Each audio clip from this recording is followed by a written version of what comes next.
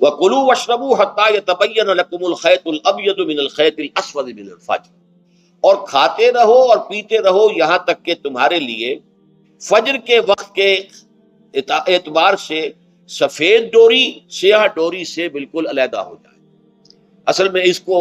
بعض صحابہ نے تو سمجھا کہ یہ لغوی معنی اس کے لیے لیے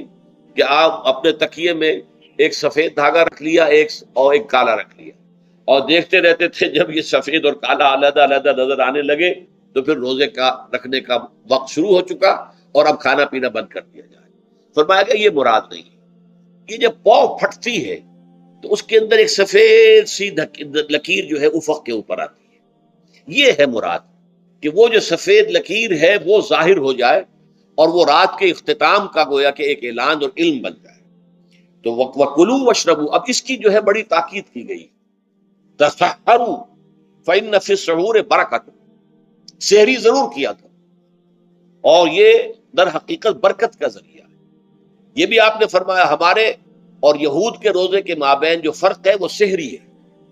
یہ سحری کیونکہ روزہ جو ہے وہ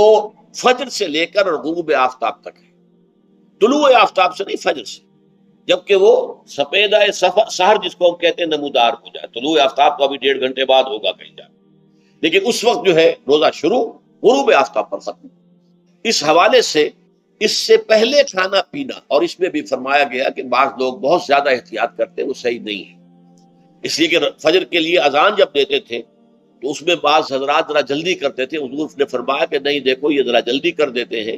اگر تم میں سے کسی کے ہاتھ میں پیالہ ہے، ابھی وہ کچھ کھا رہا ہے، اذان ہو گئی ہے، تو وہ اپنا پیالہ پورا کر لے۔ اس میں بھی تشدد کی ضرورت نہیں، جیسے کہ اس سے پہلے ہم پڑھ چکے یسروا ولا تعسروا یرید اللہ بکم اليسر ولا یرید بکم العسر، اللہ تمہارے ساتھ آسانی چاہتا ہے، سختی نہیں چاہتا۔ تو اسی طرح فرمایا وَكُلُوا وَاشْرَبُوا حَتَّى يَتَبَيَّنَ لَكُمُ الْخَيْطُ الْأَبْيَضُ مِنَ الْخَيْطِ الْأَسْوَدِ مِنَ الْفَجْرِ،